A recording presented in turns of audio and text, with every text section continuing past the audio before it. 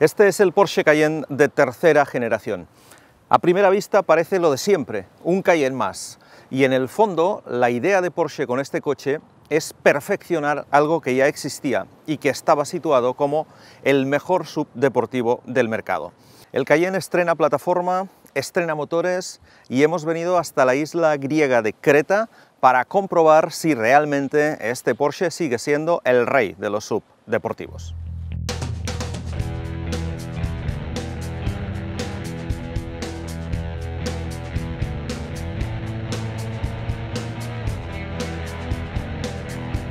El frontal del nuevo Cayenne parece el del modelo precedente, algo que también sucede con otros coches de la marca, poco dada a las revoluciones estéticas últimamente. La trasera, no obstante, es muy diferente, con los pilotos enlazados por una franja roja, muy similar a la vista en el nuevo Panamera. Las dimensiones del coche apenas se modifican. Es, eso sí, ligeramente más largo, 6,3 centímetros, 1 centímetro más bajo y 2,3 centímetros más ancho. Gana además en tamaño de llanta, ya que pasa de 18 a 19 pulgadas y de 20 a 21 en el caso del Cayenne Turbo. Y ahora, además, tiene ruedas asimétricas, es decir, las traseras son más anchas que las delanteras. Ese detalle, que va bien para mejorar el comportamiento de un coche que, aun siendo 4x4, privilegia al eje trasero en el reparto del par, tiene el inconveniente de obligar a montar un kit de reparación de pinchazos o una rueda de recambio de emergencia. Ambas malas soluciones para un uso off-road. Las novedades en el chasis son múltiples. El Cayenne estrena un nuevo chasis, una plataforma que comparte con el Audi Q7 y con el Bentley Bentayga. Es una plataforma nueva, más ligera, con una suspensión delantera completamente rediseñada y que además cuenta con la posibilidad de disponer de un chasis activo mediante barras estabilizadoras electrónicas y mediante 3 posiciones diferentes de la suspensión neumática. Esto hace que la facilidad de adaptación de este chasis a todo tipo de carreteras, ya sean sobre asfalto o sobre pista, sean extraordinarias. Este es el primer Cayenne con eje trasero direccional, con barras estabilizadoras electrónicas que equilibran el coche en las curvas para hacer desaparecer casi por completo el balanceo de la carrocería, con frenos de acero revestidos con una capa de wolframio y con un alerón trasero adaptativo que tiene 4 posiciones para aumentar el apoyo aerodinámico a alta velocidad, para compensar la apertura del techo practicable e incluso para ayudar a frenar cuando el coche circula entre 170 y 270 km por hora. Y es el primer Cayenne con una suspensión adaptativa neumática de 3 cámaras que incorpora nivelación automática y permite elevar la carrocería para cuando circula fuera de carretera o rebajarla cuando rueda a alta velocidad en autopista. Con respecto a la suspensión anterior, también neumática, esta es capaz de adaptar mejor su comportamiento al tipo de conducción y al terreno por el que se circula y a hacerlo mucho más rápido. La gama de motores inicial comprende 3 versiones: la Cayenne normal, la Cayenne S y la Cayenne Turbo. La diferencia está obviamente en el motor. El primero de ellos, el más sencillo, lleva un V6 Turbo de 340 caballos. La versión S monta un 2.9 con doble turbo que proporciona 440 caballos. Y finalmente la versión Turbo lleva un V8 de 4 litros y 550 caballos. La verdad es que el empuje de los 3 motores es espectacular y en cierta manera la diferencia de prestaciones existente entre el S y el Turbo no es muy grande.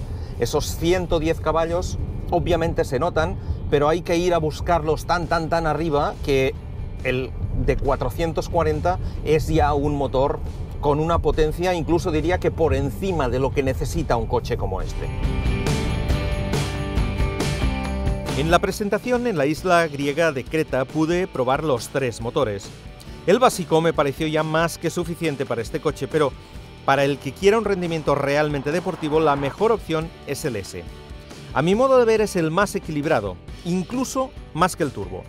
Tiene potencia más que suficiente y la gestiona de manera impecable gracias a un chasis muy tecnológico, pero es que, además, el menor peso sobre el eje delantero del V6 con respecto al V8 del Turbo le convierte en un coche más ágil, más reactivo y con menos tendencia al subviraje al inicio de las curvas. El turbo tiene un caudal de potencia que parece que no vaya a terminar nunca y acelera de manera más contundente, pero también parece que el motor sobrepase las capacidades del chasis y eso le hace perder equilibrio. En las carreteras de Creta, con muchas curvas y con el asfalto en mal estado, el Cayenne demostró un aplomo notable.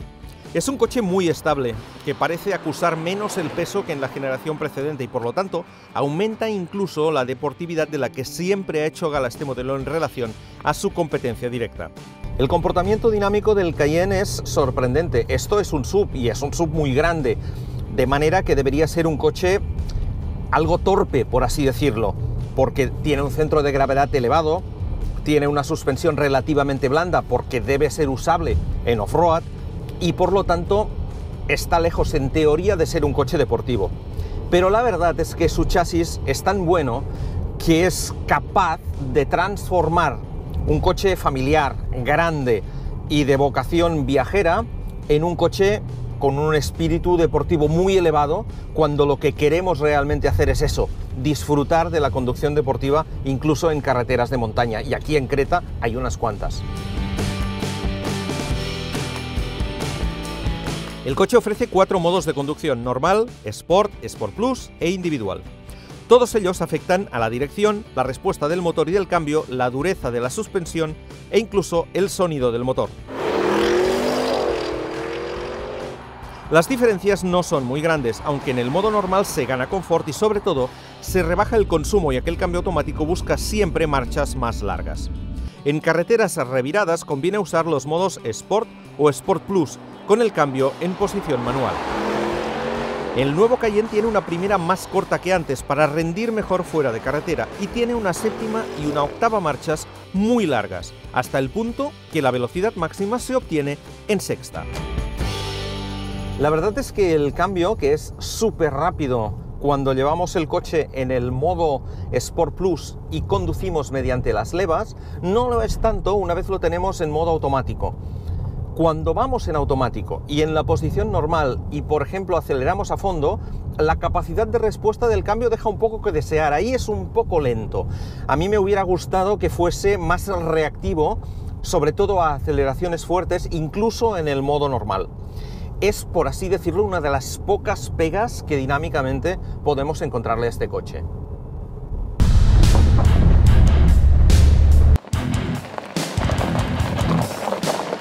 También probamos brevemente el coche fuera de carretera. Para seleccionar los diferentes modos de avance se usa ahora la pantalla táctil central, donde se elige la superficie por la que se circula y la altura libre deseada. La electrónica del coche hace el resto. El Cayenne no tiene reductora, pero no la necesita, ya que su reparto de par con bloqueo trasero le ayuda a avanzar de la manera más apropiada, y la elevación de la carrocería le aleja de posibles problemas en la superación de obstáculos.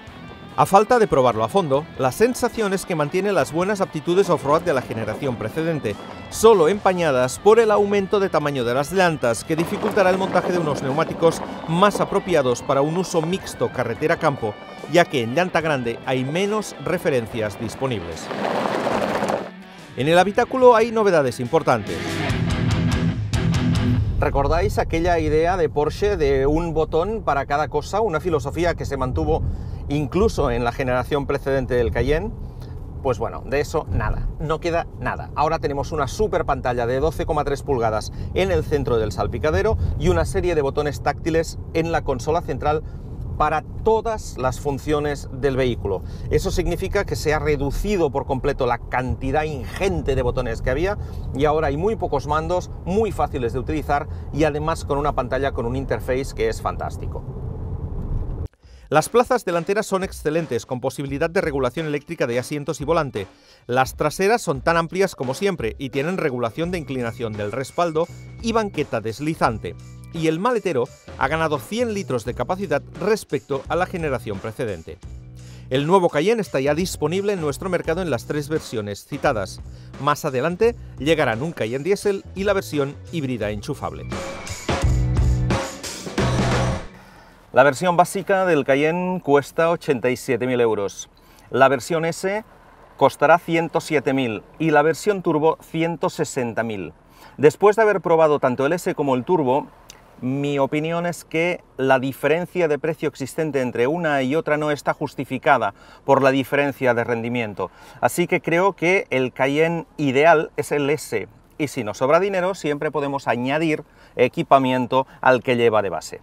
De todas maneras, yo voy a seguir probando el turbo.